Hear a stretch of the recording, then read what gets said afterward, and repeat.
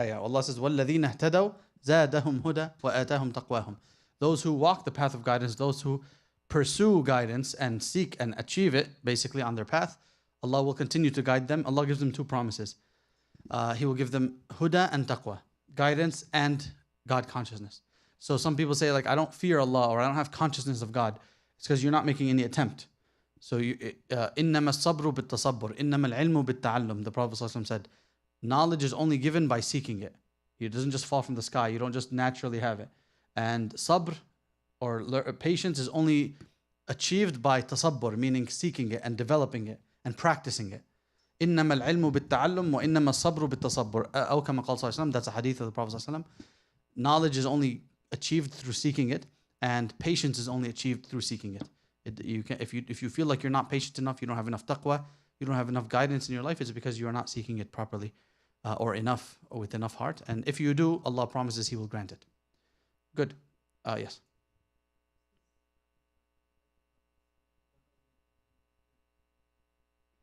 وَمَنْ يَتَّقِ اللَّهَ يَجْعَلْ لَهُ مَخْرَجًا. What is the connection?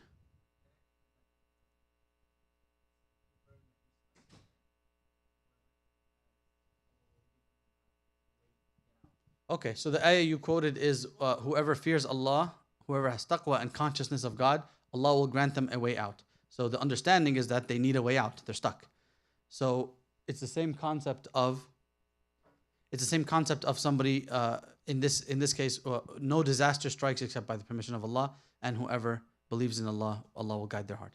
So the concept is that you're in a tough spot, a disaster or a catastrophe, and you need Allah's guidance to get out of it. Okay. Sisters, any last thought? Yes. Yes, and that is, where do you get that from?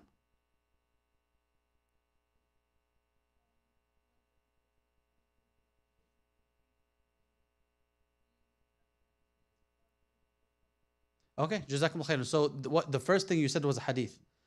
الصبر عند الصدمة الأولى أو كما قال صلى الله عليه وسلم, that patience, he said that patience is truly tested, and it's most important at the first strike of calamity. Your biggest test is at the first strike, because that's when your emotions are the highest, and that's when you've been surprised and shocked, and that's when people will completely lose all control, and they'll act in a way that is completely unbefitting, and they might even curse God, a'udhu billah, they might curse fate, and so on and so forth. So in that moment, and that's when you're tested the most. After the first strike, the first moment of difficulty, it starts to soften. When you God forbid, when you lose a loved one, that first moment, it hurts the most. When you first get news of a rejection of a job or a marriage or this or that, when you first lose a lot of money, the first moments, it hurts the most, it stings. And then the sting wears off over time. So in that moment is when patience is needed the most, and when it's most rewarded, because you're overcoming a huge mountain, you're overcoming a natural inclination to say or do something foul, right?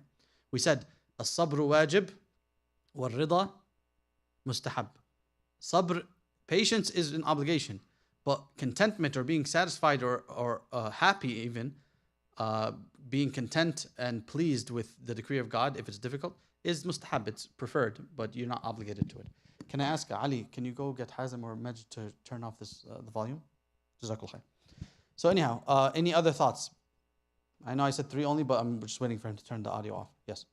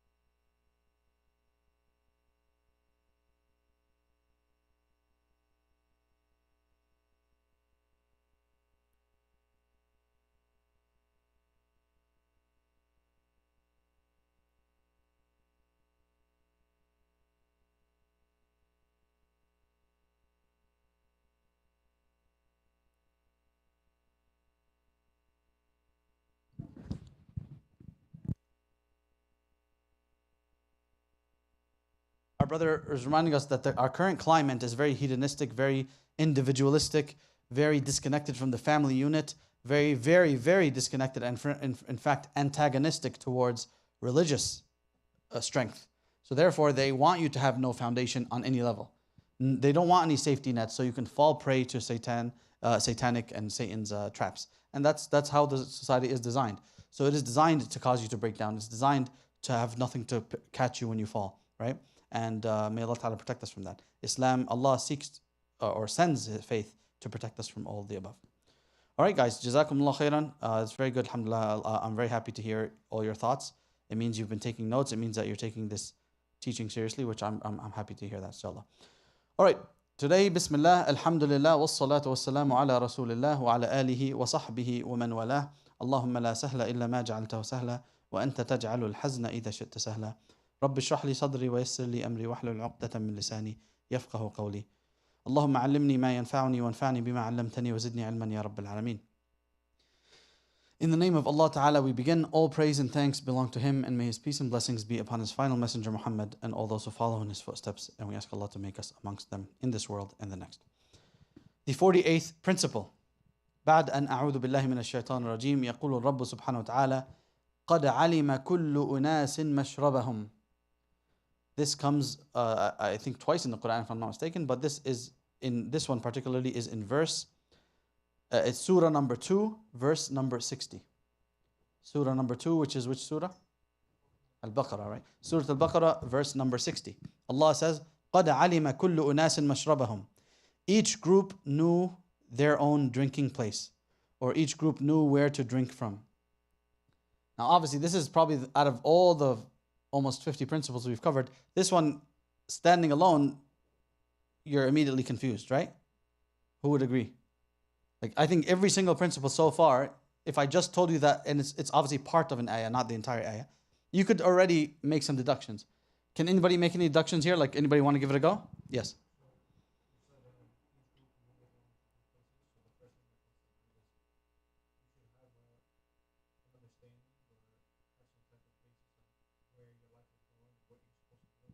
Okay, great.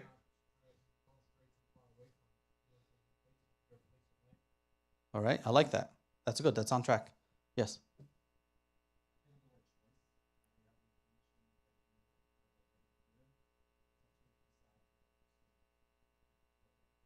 Interesting. Okay. That is also on track with what's it? Yes.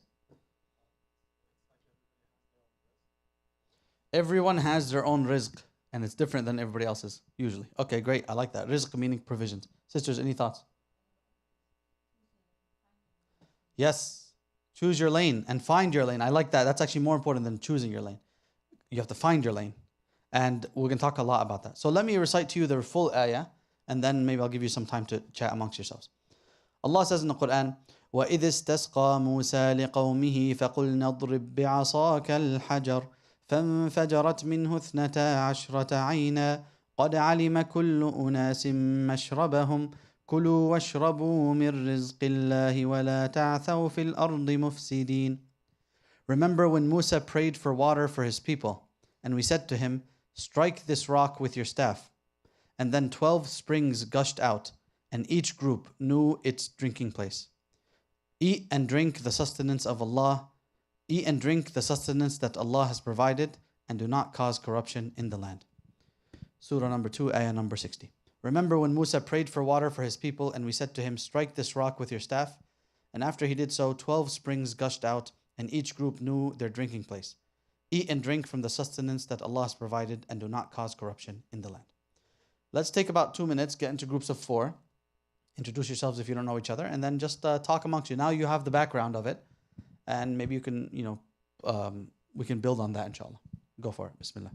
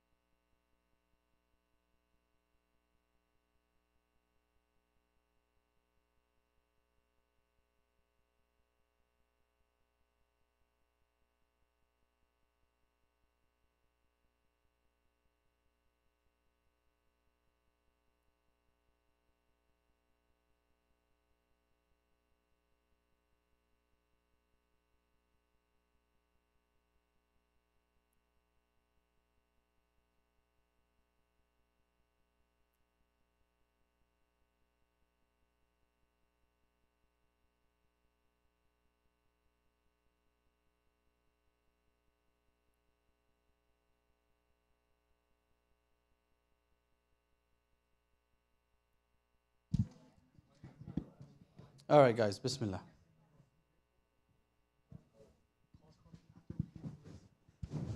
So this is a very interesting lesson. This is completely different from most of the other principles we've covered. But a reminder, the Shaykh mentioned this, Hafidhahullah, may Allah protect him. He mentioned this in the context of principles for life. Not just, hey, let's hear a story about Bani Israel, right? So if our minds are in that zone, how is this a principle for my life? How can I apply this? So let's hear some thoughts here. And by the way, if your thought was in a different direction, so I just want to hear, because again, this is a bit different from what we've covered so far. I want to hear what this inspires in you. Like there's a reason God put this in the Quran. Like Allah put this in the Quran to be there to the end of time. There's wisdom there for sure. Yes.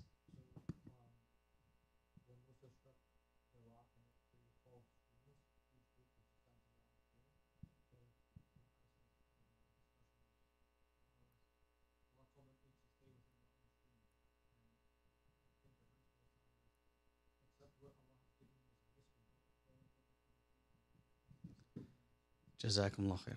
So mashallah tabarakallah, may Allah reward you. That's so fascinating. That's a point I actually didn't have, and I want to write that down before I forget it. But the first things first, for those who are unfamiliar with the story, why did Allah say 12? Ithnata ashra aina. Ithna ashra aina. Ithnata ashra aina. Yeah. 12 streams.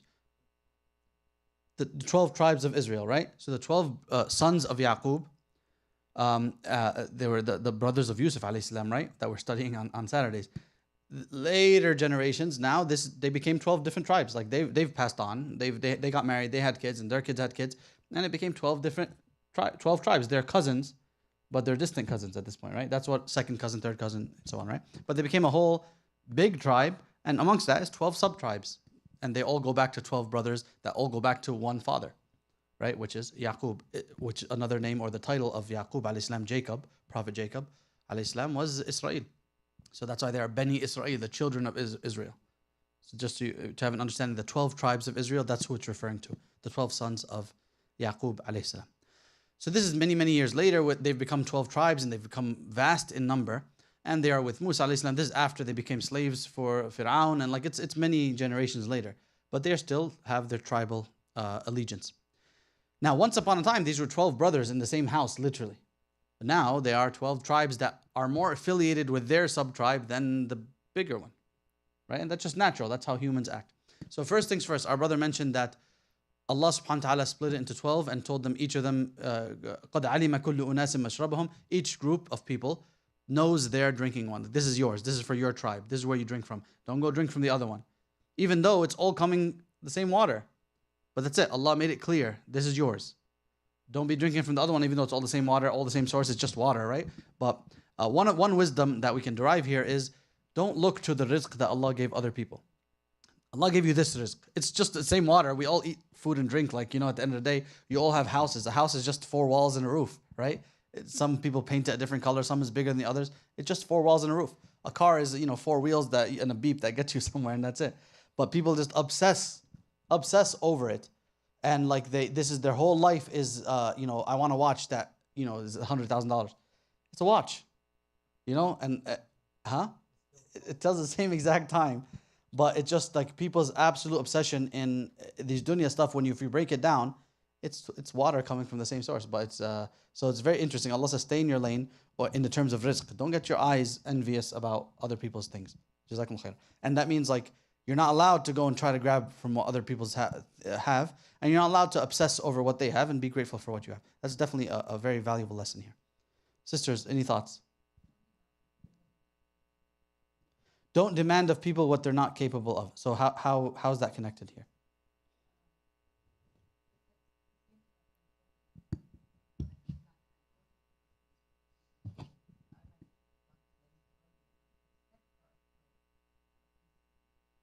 So you're saying encroachment. I like that wording. That's absolutely related here, where it's like Allah is basically saying they each know their drinking spot, meaning are they allowed to drink from the other people's spot? No. Right? Okay. So don't encroach on other people's property, even if it's all coming from the same, in this case, in the same well. Because Allah could have said, Allah made one big, huge river gushing forth. But Allah specifically did it and specifically told us. Allah could have done 12 for them because it was a lesson for them, and then not told us because it wasn't a lesson for us. Allah could have said, Musa alayhi salam asked for water and Allah gave them water, gave them a gushing river. And that's it. Allah could have left that detail out. There's a lot of things in the Quran where Allah left the details out. but Allah chose this detail here specifically. So one of the reasons is encroachment. Don't encroach on other people's things. Okay, what else?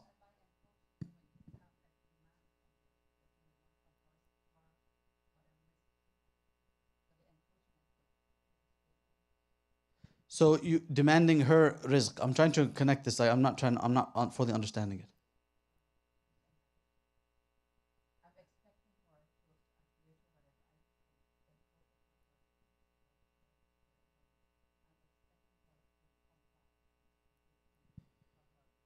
So I'm still trying to understand. I suppose encroachment would cover that in that case. Yeah, maybe we'll get to it in it later because we're talking about it. We'll get there, inshallah, about the concept of expecting the exact same thing from different people. That's another concept to explore here. Any thoughts? Yes.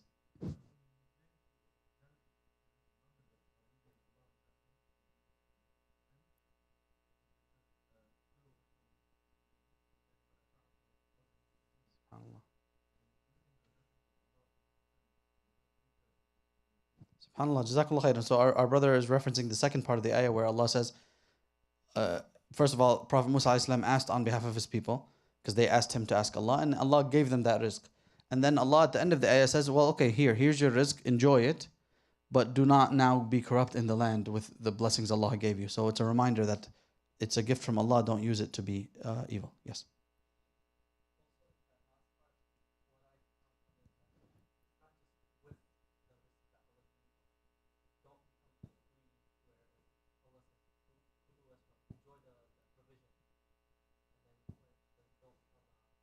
Corruptors.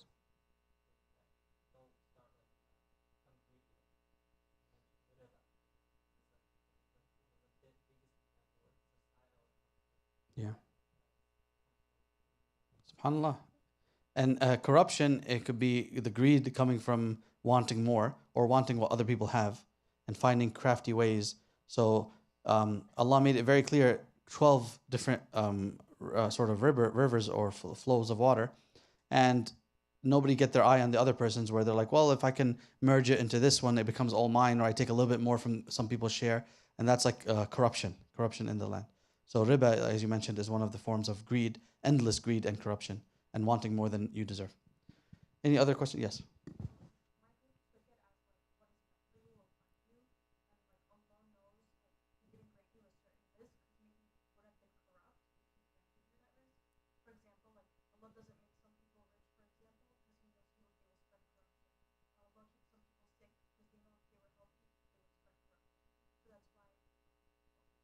Yes, absolutely. Jazakallah khairan. Everybody's rizq is carved out for them, even if it's all coming from the same source. And Allah gives everything bimiqdar. Allah says in the Quran over and over, وَكُلُّ شَيْءٍ عِنْدَهُ بِمِقْدَارٍ. Every single thing with your Lord has been measured out perfectly. Perfectly. So don't think that if it's later than you want, that timing was, Allah measured that timing out perfectly for you.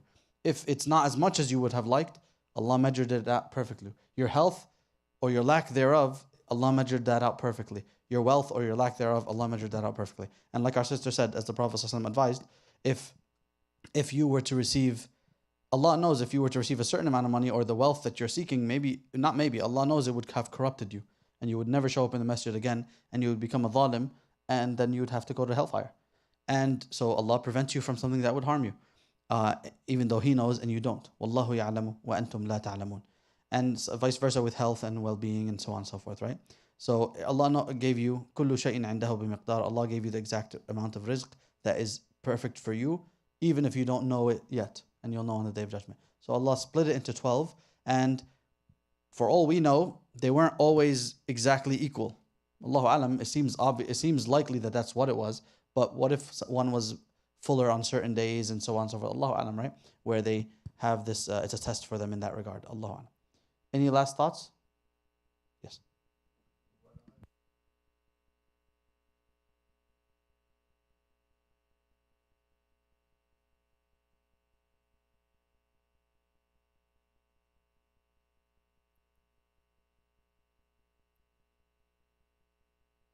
Finding your place, find your lane. I think that's what Hazm titled this session. Find your lane. So Allah subhanahu wa ta'ala is giving us a hint. He's giving us wisdom here. And part of it is you have to find your lane in this dunya. Okay?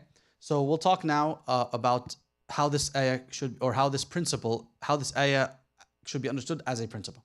So of course, initially is the first, just the story of Bani Israel, and there was wisdom there. Like I said, Allah could have chose to give them just one big old river, or He could have just chosen to give them the 12 and then just not tell us about it and just say they got water. But Allah did both. He gave them 12 and He told us it was 12 specifically, one for each tribe. So obviously, the first things first is clearly there's one for each tribe. Allah could have broke it down to 3 or 4 or whatnot, but it was one for each tribe because that was their distinct identities up until that point. Now, obviously, they're all related, so they're all one big tribe, but these are the sub-tribes who identify with themselves. So this lesson can be learned, or there's value in this on a societal level, and there's value in this on an individual level. So that's the two ways we're going to categorize it today. Let's look at it from a society standpoint first though. Number one, what's a lesson we can pick up for society? Is that there's nothing wrong with aligning or congregating around a shared heritage.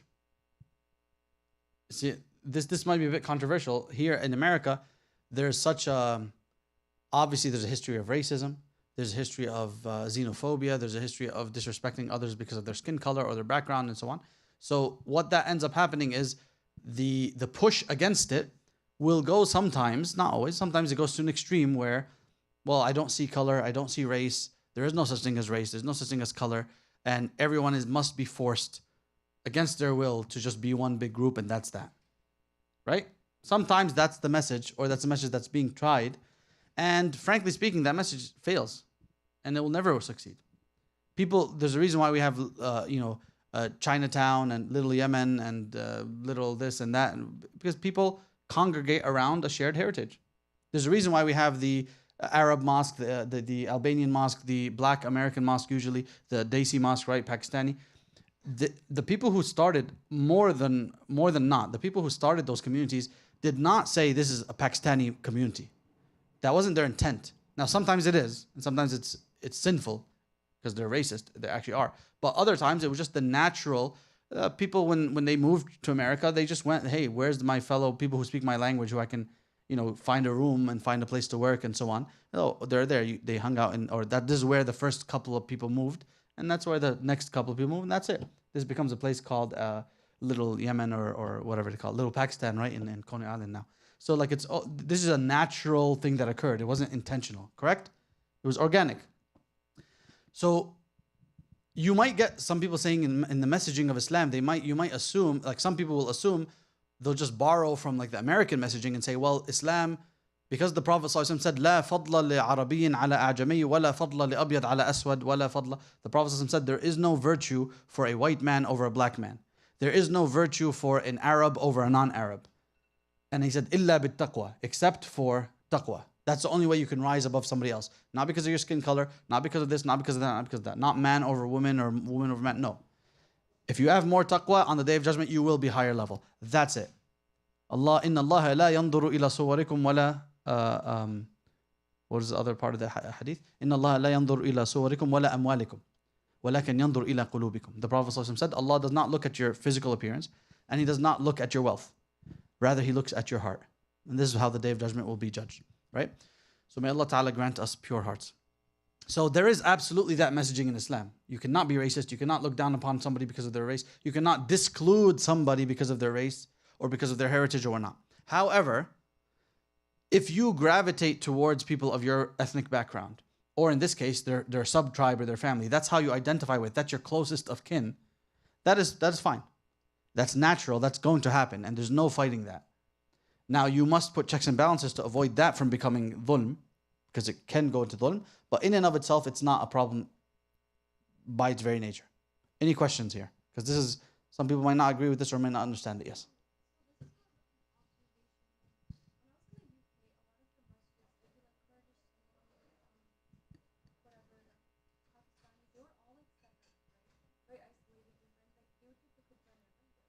Yeah. Yeah. Yep.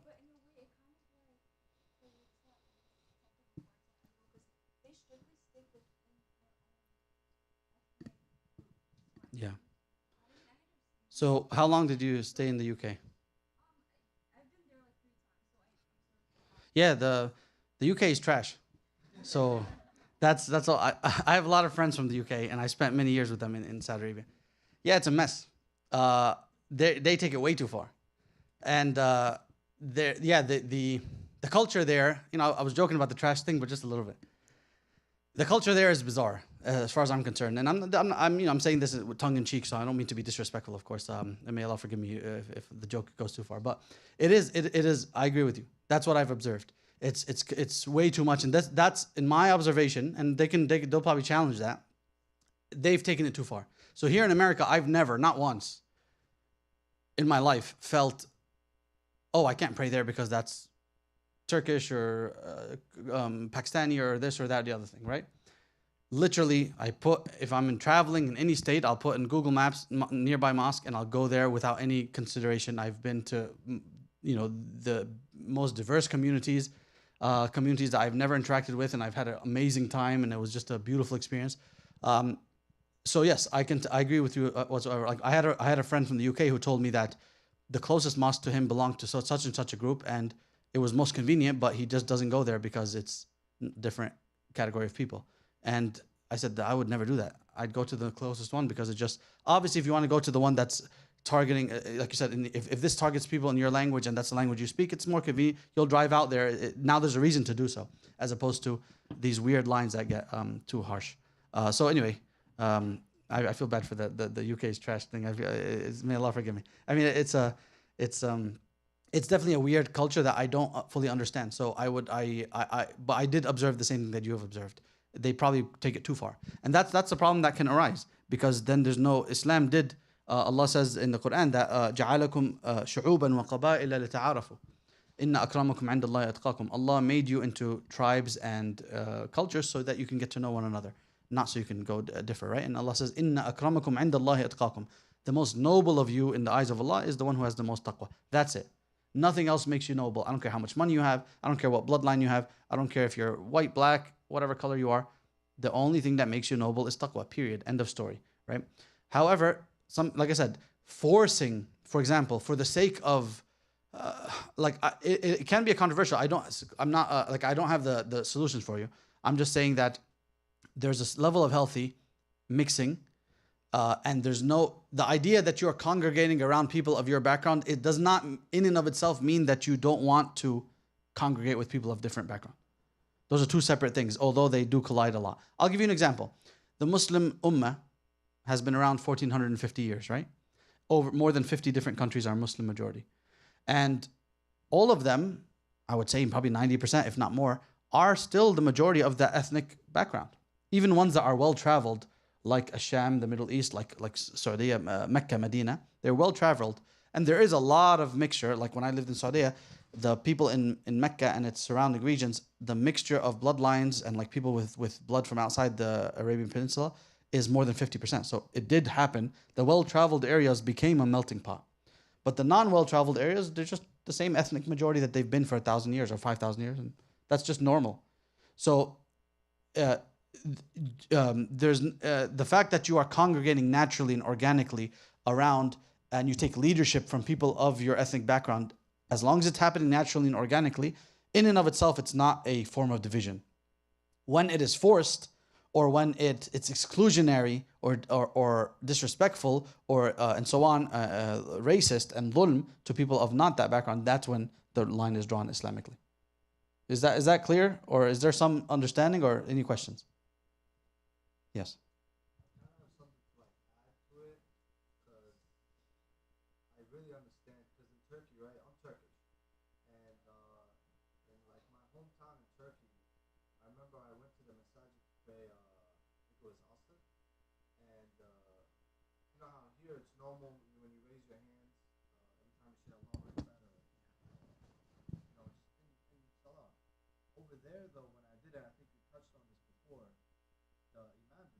Yeah, they get angry. They call you out.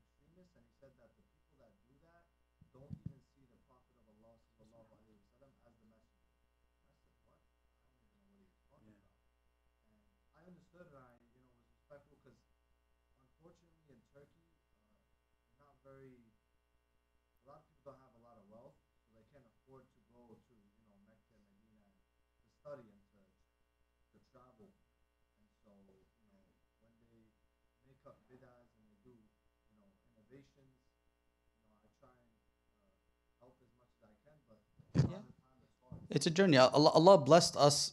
You know, there's a lot of challenges of being raised here, or this is your home, but there's a lot of blessings as well. And one such blessing is that this melting pot that we have here, we are able to look at these things and say, "Wow, that's so obviously wrong."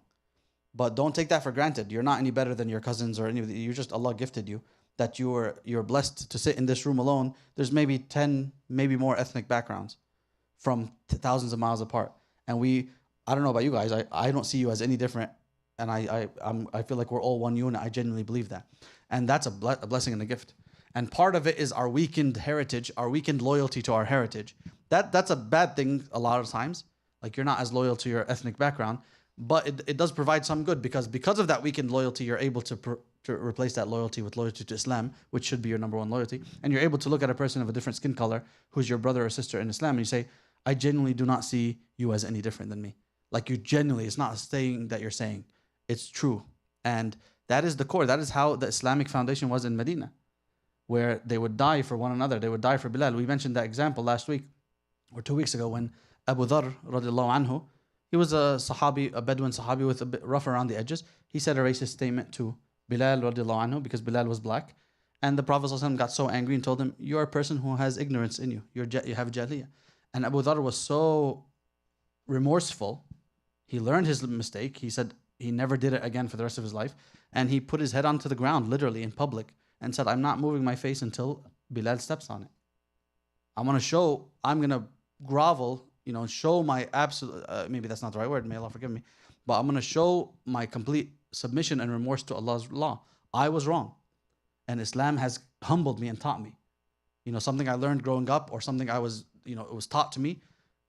The Prophet ﷺ told me I was wrong and that not only I was wrong, but I was a jahil, I was completely ignorant. Here's my absolute, submission. I seek forgiveness. I will never repeat it. That's what Islam is supposed to do. It's supposed to remold you in a better form. Now, as you mentioned, people who don't have access to outside, that's the value of the melting pot. That's the value of the well-traveled areas in our ummah, because they go back, لِيُنذِرُوا قَوْمَهُمْ إِذَا رَجَعُوا إِلَيْهِمْ, right? As Allah says in the Quran, the people who seek knowledge, their job, and those who travel to Hajj and Umrah and so on, their job is to come back and teach their people, like, hey, don't be so ignorant. Our ummah is much more vast than that. And that's one of Malcolm X's biggest, I would say, he had two major turning points. One was in prison when he became Muslim, and number two was in Hajj. I think the bigger one was the Hajj one, where his mind was absolutely blown. And remember, imagine Hajj 50 years ago. It was just desert and no ACs and nothing, but it changed his entire world. And by extension, changed the world of tens of millions of Americans who have become Muslim or at least considered Islam through his work. So this is much more controversial, or I would say deeper conversation. But there is definitely wisdom in Allah splitting them into 12. So just the idea of congregating around a shared heritage or shared XYZ is not in and of itself a divisive maneuver. Divisive maneuvers usually join in, and that's a problem. And we have to draw the line there. But the line is, the message is, the line is not drawn way back where we think it is, where no groups at all. You shouldn't call this the Albanian masjid. You shouldn't call this, and by the way, this masjid has never been named the Arab this or that, but that's what people say, oh, that's majority Arab community. Or in this area is majority this or that. That, if it happens organically and it's not exclusionary and so on, then that's not in and of itself a concern. And in fact, that couldn't be productive. But the line does get drawn really quick. Okay? Did I see a hand? Yes.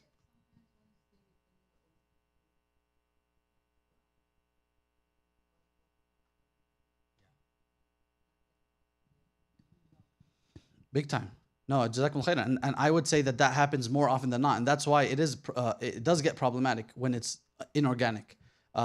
So our sister mentioned that when you are with your cultural group, or your ethnic group or whatnot, for a long enough period, you are essentially, the lines between Islam and culture blur. And in fact, they get presented as one big thing. And you never ever learn. Like you said, in Turkey or Egypt or wherever, they will spend their whole life never ever learning to differentiate. And they just, and they might get super angry with somebody who's doing something from deen and say, you're going against the deen. And he's like, no, you're wrong. This is culture. And I'm allowed to go against culture if I'm part of another culture. So then the conflicts occur. I would say this, because Medina was a melting pot and Mecca is absolutely a melting pot until the Day of Judgment, and those are our core places. I would say that that is the preference of Allah subhanahu wa ta'ala. May Allah forgive me for using such a bold term, but this is the ideal society that Allah wants, for obvious reasons, because He chose them as our core. Everything else is permitted in and of itself. Like there's nothing wrong in the concept of madhabs. There's nothing, and don't like go back to your ethnic homeland, for example, or what you learned elsewhere, and say like they will only ever be right if I change them to my madhab that I learned in America or Medina or whatnot. Like students who go and become a scholar in Egypt or Medina or whatnot, and they go home and they're changing the things that don't need to be changed, and they say until you change to my view, you're all wrong. That's a misunderstanding of what it means, culture versus religion. Did I see a hand? I know it's a controversial issue, yeah.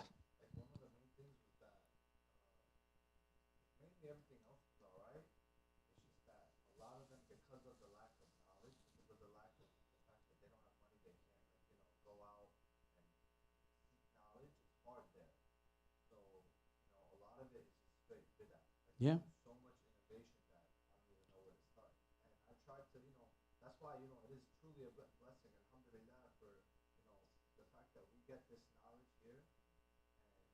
And, everyone can go back home and teach. Yeah. That's our job. Yeah, my main thing was teaching my cousins and, whoever I could, friends and family there, not to do the bid'ah. Yeah. To just switch it up and do it the correct way, but not to change the madhab or the... Yeah. When you learn more knowledge, the beauty of knowledge is that you learn as you climb by Allah's permission, as Allah lifts you, you start learning what's negotiable and what's not. And the things that are, the stakes are low or it's negotiable, you have to drop it so you can save your social capital for the things that are non-negotiable. Worshipping other than Allah, disobeying clear commandments of God. And then the other things where it's like, yes, this could be fixed, but it's not, it's low priority. I can't waste my social capital here for now. I can't have a terrible attitude towards them here because then they'll close the door for any other major things I want to change. And then there's a whole vast array of things that they don't need to be changed. And the example I had given in a few lectures ago, probably not on a Wednesday, was in Saudi Arabia, the women dress in all black. And a person who has only ever seen that and they've only ever been lived in that culture, they might think, well, this is wajib, this is the obligation. Then you take a flight to Nigeria or some African country where they've been Muslim for 1,000 years or more, and the women dress in the most bright colors ever. Are they right and they're wrong? No, there's just different cultures. It's still hijab, covering the body properly. It's modest. This is modest here and that's modest there. So that's something that doesn't need to change, for example. That's one example. And you can't come and impose that, which some people have done and it failed and so on, or have attempted rather and it failed. So anyway, it's just something it's some food for thought. There is a line to be drawn where it starts becoming racist and exclusionary and haram and dhulm and elitist and so on. But that line, perhaps we are re-understanding where that line is drawn. Maybe it's 1 inch before we thought it was, right? But it's definitely not. You're not allowed to break apart and like, oh, only Egyptians welcome here. Only Egyptians can be in the leadership here. That's ridiculous, right?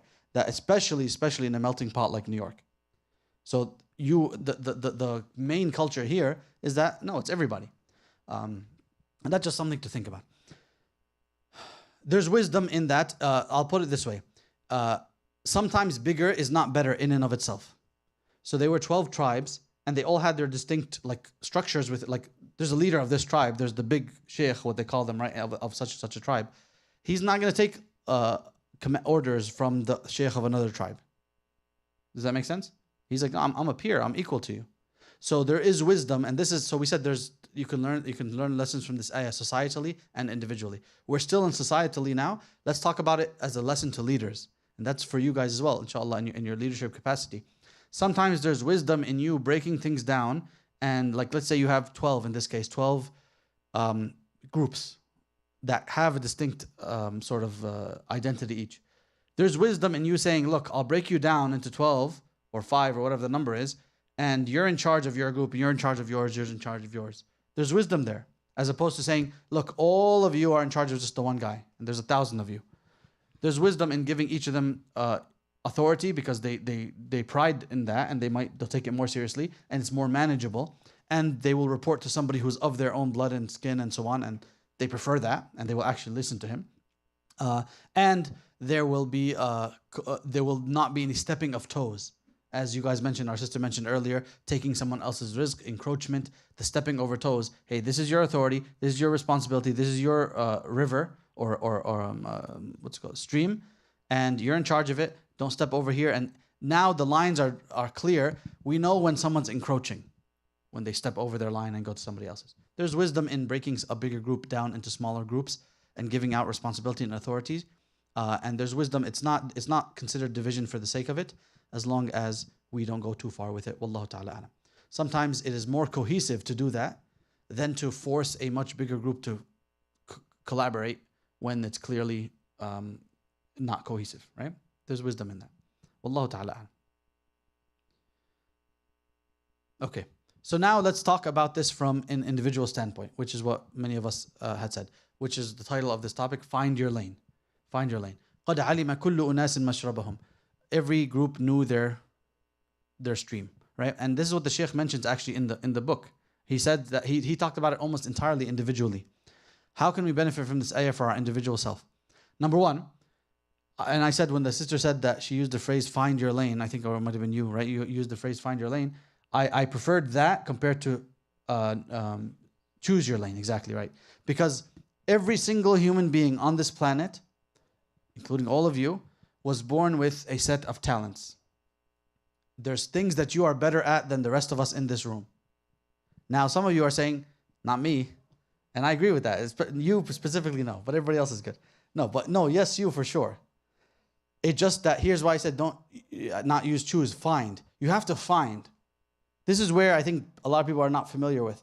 We all been told by the American dream that you're special in your own way, and you believed it a little bit, then you got depressed because it wasn't real. But it is real, but you have to, this is the Islamic aspect of it. You must work to find it. It's not going to land in your lap. Every single person in this room has a unique set of skills and talents or aptitudes, meaning the ability to pick up something really well and to be really good at something. You have a unique set that I don't have, that this guy doesn't have, that she doesn't have, and so on. You may not have found it yet. Keep looking. It is your obligation. If you want to be great, you are 1000% capable of being great at something or a few things. If you have not found it yet, keep looking. And the example that we gave before was Muhammad Muhsin Khan, rahmahullah. I'll simplify his story. He passed away in 2021 at the age of 90, I think it was. Allah yarhamu. He passed away in Medina. He was buried in the Baqiyah, the graveyard of the Sahaba, which was his dream. This man was born in the UK. He was of Afghan heritage. He spent his first 40 years of his life not practicing Islam, or let's say the first 30, not practicing Islam. He was a doctor by trade. He was a physician, but he took a job teaching med school. This was, I think, in the 70s or something. He gets a job offer to go to Saudi Arabia back in the 70s when it was just desert. And they were offering obscene amounts of money for any Westerner to come teach and help them build their country. So he took the job offer because it was just a insane amount of money. He did not know a word of Arabic. He did not practice or pray or do anything. He did not know Quran. And he was just going, he said in his own biography, I'm just going for the job. It was an insanely well-paid job. There's a lot more detail. I'm leaving it. You can look it up, inshallah. He spends about 10 years there, learns Arabic, and then becomes more religious, gets back to his deen, learns about salah, like taking salah seriously. By the time he's 40 years old, he has an awakening and a fire burns in his heart that he could not put out by any means. That you have to do something for the deen. And again, the story continues, but that fire would not go away, that he kept pursuing, how do I serve the deen? How do I serve the deen? What talents do I have? That's a question he asked. He was a physician, he's a doctor, but he's like, I already teach med school here in Saudi. Like I'm helping the Muslim world become doctors. He would go to sleep at night, that doesn't feel like it's enough. He didn't find his calling yet. Now, most people would just give up there and just say whatever. He said, no, what are my talents? What are my talents? What are my talents? He found a talent that we all have here. What was it? He speaks English. That's what he found. He's like, I speak English. And then he turned that, and again, the story is a lot longer. He met with Shaykh Ibn Baz, rahimahullah, and so on. And that's why you have on every single Quran app, every single website, the Muhammad Muhsin Khan translation of the Quran. Muhsin Khan now has been read by perhaps 50 million people, 100 million people, who knows. And he was the head of, and he also translated himself, but he was the head of a project of the first ever translation to English of the complete Sahih al-Bukhari, which is a huge amount of work. And so that's his legacy. And he left his med school teaching because he focused full time on this for the rest of his life. And then he passed away 3 years ago in Medina at the age of 90. Rahimahullah. And that was his dream. This is a person who did not find his calling until his 40s or afterwards, and had to learn a whole new language for it, and had to start in a skill that he had from birth, speaking English. It wasn't even the field he went to med school for and he spent his whole life in. But this is a person who in his story said, like, basically, I'm paraphrasing, I couldn't sleep at night because there's a calling. I have to do something. That feeling, you may have felt it before, but a person who truly, that's rizq. That rizq, that feeling like I got to do something. What am I going to do? All right, I teach. It doesn't feel like it's enough. There's one more thing. I got to find what it is. And the skill was sitting with him all along.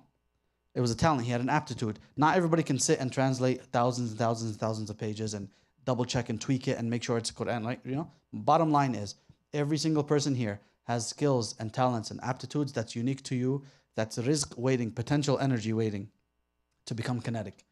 And unless you go and you try to spark it here, it's a fire burning, right? Or it's a fire that's potential to burn. Unless you try to burn it and you spark, you see what will light, you will never. Most people die with this potential energy remaining potential. And it never becomes kinetic energy. Most people, I don't want to give a number, perhaps over 90. They live and die because their aspirations are so low, because they don't bother. And they just assume the worst of themselves, and they just say like, if I eat and drink and get a house and whatever, then I've achieved what life has to offer. But if you are truly there for the sake of Allah, your sincerity is there. The Prophet ﷺ said, اعملوا فكل ميسر لما خلق له. The Prophet Muhammad ﷺ said, go out and do work. اعملوا, work. Each of you will be directed to what he was created for. كل ميسر لما خلق له. Everybody will be facilitated towards the path they were created for. But he started the hadith with what word? Sallallahu Alaihi Wasallam. اعملوا, work. I mean, you're going to try one thing and a second thing and a third thing. And you're going to try to spark this fire. And you're going to, hey, I'm curious about this. Let me read up about it. Eventually, something's going to click. And with the sincere intention, that fire will burn inside you. Where you can't really go to sleep at night until you figure out what your next thing is. Some of you might be sports, honestly. Something weird or not the usual route. Like Khabib, right? He used that path to speak to 100 million people about deen in a way that sheikhs will not reach, most sheikhs will not reach in their entire life. But he used his unique skills and talents for good. Some guy who was born and raised in the mountains in Dagestan where you never would have heard of him. Right? Wrestling bears, right? You never would have heard of him. A village guy. But Allah subhanahu wa ta'ala elevated him and let him be the voice of Islam in that regard. What is your thing? Allah knows it. It's in there. And your talents, Allah gave you that skill, those skills, so you can't say it to Allah, I don't got anything, oh Allah. I'm not particularly smart. I'm not fast. I'm not creative. I'm not this. There's something. There's a set. You just have not discovered it yet. So keep اعملوا فإن كل ميسر لما خلق له أو كما قال صلى الله عليه وسلم. Go out and work, seek, climb, and each of you will be facilitated or directed towards the path that you were created for. That is the wording of our Prophet sallallahu alaihi wasallam. So to conclude here, because it's almost 8:30, the Shaykh is saying, find your lane. And he said, the second thing the Shaykh mentioned was, hafidhahullah, he said that beware of being redirected out of your lane to something that you are not good at. If you find your lane, then grow it. Maximize. What's the word that they use in English? There's capitalize, but there's also compound it. Optimize. I heard, optimize is good. But the word I was looking for, like in business, they compound it. Compound your wealth. Like if you're really great at this thing, compound it. Instead of trying to go learn a new thing from scratch that you might not be good at. If you're not a math guy, but you're really creative, that creativity can do something. The world runs on creativity today. You can reach the world. But if you're a math person or this or that, then that's the direction too. But my point is, the Shaykh is saying, beware of being convinced to get out of your lane to something that you start from scratch. Now, there is exceptions. You can do that sometimes, like Muhammad Muhsin Khan, but that was very unique circumstances. He had done everything he could do in the medical world, and he just kept feeling that burn of needing to serve until Allah guided his heart. And he did shura. He asked sheikhs, and then till he reached. He wouldn't. It was very clear that he was not going to rest until he found his calling to serve the ummah. If you have that same mentality, Allah will bring it to you, right to your lap. And one day, people, inshallah ta'ala, you'll have served 100 million people. Hey, it happened to him in his 40s, right? So he says, find your lane, and when you found it, compound it. Don't get distracted by going elsewhere where you're not passionate, where you're not skilled, where you're going to start from zero and you're going to be less efficient, and it's just a waste. And the example that he gave was if somebody is really good at seeking knowledge and they're very intellectual and so on and so forth, and then they get really tied up with activism. The example that he gave, perhaps it's one that he had experience with, and they get tied up with activism and political awareness and so on, but they were much more suited to be a talib ilm, a student of knowledge, a sheikh, then it just end up, he mentioned this example as a wasted talent. The talent was not utilized. He's not great at the other stuff, and he would have been great as a seeker of knowledge and a teacher. Just one such example, wallahu a'lam. He mentioned also Sahaba were of completely different talents, and some had skills that others didn't, and some did not have skills that others did. An example is Abu Dhar, where the Prophet ﷺ told him, do not ever become a leader. You're not suited for it. And he took the advice. And others like Umar and Uthman and Ali radiallahu anhum, they were suited to be leaders. And Abu Bakr, of course, they had to be leaders and they had the skill set for it. Others like Abu Hurairah radiallahu anh, he wanted to be a scholar for the rest of his life. Ibn Umar, the son of Umar, wanted to be a scholar for the rest of his life. Abu Hurairah, when he was appointed as a governor, he said, no, I'm not doing it. And Umar radiallahu anh said, no, you must do it because we need you. I can't trust anybody. The world has gone down the drain and I need people I can trust. Abu Hurairah said, no, I'm not going to do it. You got to get me. He threatened to punish him. He said, I'm not going to do it. Eventually, Abu Hurairah took the job grudgingly. He didn't want it. And then after his first term, he left. He said, even if you punish me, I'm not going back. It's not for me. I want to teach knowledge. I'm not into the politics thing. Also, this actually, subhanAllah, is tied to our lesson here. Because Abu Hurairah radiallahu anhu was from, throw out a guess. Yemen. That's correct. He was perhaps near thereabouts, but let's say Yemen. It's the closest. So he's from Yemen. And he passed, when the Prophet ﷺ passed away at the age of 63, Abu Hurairah was perhaps 20, 21. He was a young man. And he had memorized the most hadiths of everybody. That was his aptitude. And he dedicated his life to teaching it. Decades later, when Abu Hurairah was perhaps in his 40s, the ummah had grown exponentially. And Umar's philosophy as a Khalifa was, I put into leadership people I trust, not people of that region. That wasn't his main criteria. And this backfired on Umar radiallahu anhu a number of times. One such time was Abu Hurairah. He put him in charge of the people of Bahrain, which is Arabs too, but he's from Yemen. And they did not like him whatsoever. And it didn't mesh well. They need a guy from their town to lead them. So Abu Hurairah only took the job very grudgingly because he was forced into it. And eventually he said, like, you know what, after my first term, you're going to have to punish me. I'm not taking this. And he just went and did what he loved. And that's just a very interesting philosophy. Not everybody's built for it, nor do they care for it, nor will they do well in it, right? And the things that you are passionate about and that you're good for and that you're talented for, you're going to excel in it, and you can, Abu Hurairah became the person who is narrated the most hadiths ever, and we are all indebted to him, and he gets hasanat every second of every day for the rest of eternity. He chose well, right? And he knew his lane and he excelled in it, radiallahu anhu. So I'm going to give you guys, end it here. I'll give you guys a Venn diagram that you can do for yourself. That I actually encourage you all to do. And then it'll help you. It's one of the tools that will help you extract whatever you're going to excel at. Because I expect everybody here, inshallah, to be Abu Hurairah in one way or the other. Radiallahu anhu. You got to have a passive income that when you die, you're getting hasanat every second for as long as the world exists. You better be hungry for it. Muhammad Muhsin Khan found it. Right? He passed away 3 years ago. He became, may Allah accept, he became the Abu Hurairah of his field. Now there are other Quranic translations, but are you telling me that every second of every day there's going to be somebody in the world reading his translation at some point? So like he may Allah accept from him. I got to find that for me, and you got to find that for you. The Venn diagram you can do is the first. It's 5 like circles, and you can consolidate it down to 2 or 3 or 4 even, whatever makes you comfortable. The first question you have to ask yourself is, what skills or education or talents or credentials do I have? What skills or talents or education or credentials do I have, or am I currently working on if you're a student, right? Skills, talents, educations, and credentials. These are all roughly, you could just say skills and education. So this is just all the first question. Second question, what can I do with my life that will benefit me? Because you are you, right? You should be benefiting yourself. You should be looking for something that, whether it's your career or your passion or whatnot, it should be benefiting you, right? Number 3, What does your ummah need? Question number 3. I hope everybody's writing this down. Question number 3. What does your ummah need? What does the ummah need today? Number 4. And by the way, for number 3, you could say ummah / community, because sometimes, you can't just be stuck on the whole ummah. The ummah needs this or that. Like, what does your community locally need? That's by extension your ummah that you have access to. Number 4. What are you passionate about? And number 5. What are you good at? Again, this could be, number 5 could be mixed into number 1, technically. It's a skill or talent. Yeah, I guess number 5 is just number 1.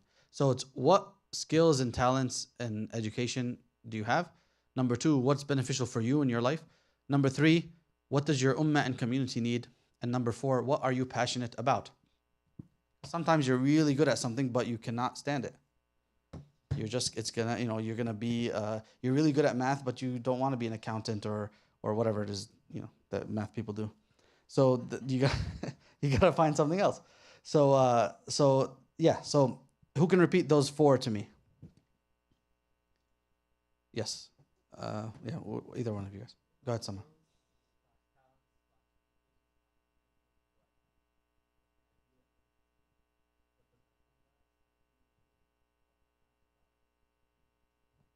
What are you good at? Okay, great, awesome.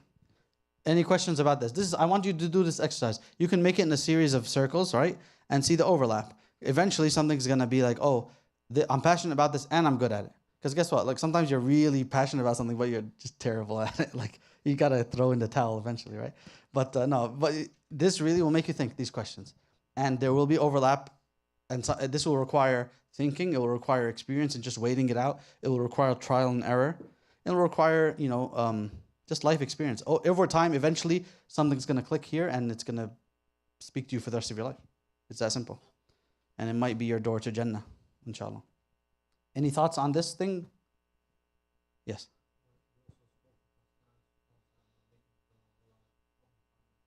Yes, Jazakum khairan. That'll be a great dua. Oh Allah, help me find my calling. Allahumma sta'amilna. Oh Allah, use me and do not replace me. Because if you are not worthy in the eyes of Allah, He replaces you with those who are. And the examples are endless, the ones that we just keep giving now. There was a lot of Arabs who could speak English who could have done that translation.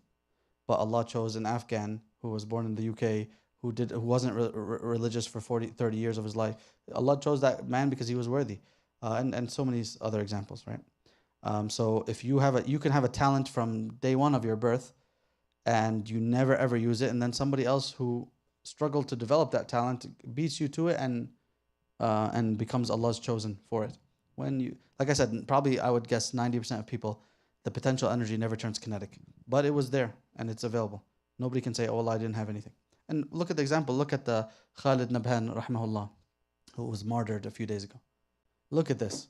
I mean, I'm going to mention him in the khutbah this week, inshallah ta'ala, but to me, that's such a powerful example of rizq. This man, we only ever knew him after he became a grandpa. Like, we only knew him for a year. But that was potential energy his whole life. And it became kinetic for that last year of his life. True or false? He's been working in the dark. Nobody knew. His local community knew, like, this great guy. And the whole world didn't. And he didn't care if you knew him or not. That was not his goal. Allah, like a spring, you wind up a spring the entire time. Allah let his spring wind up for whatever, 60 years of his life. And Allah said, before you leave this world, for the last year only, I'm going to let the world see what the rizq that I wanted to provide you. And then I'll take you as a shaheed. May Allah Ta'ala accept him. So the timing is Allah's. Don't worry about that. But that's potential energy that became kinetic in the way that Allah wanted it to. Because of, may Allah accept his sincerity and his service. And even after losing his granddaughter and his family, he was in the service of people until his last day. He would take the bodies from the rubble, save people from the homes, feed people, feed the animals, cleanse people's wounds, and whatever he could do of service in everything all the rizq that was given to him. This is all I can offer. He did that for the entire year, more than a year of genocide, until Allah had chose him in the most noble way. May Allah Ta'ala accept him. If that's not an example of potential turning kinetic, then I don't know what is. Wallahu a'lam.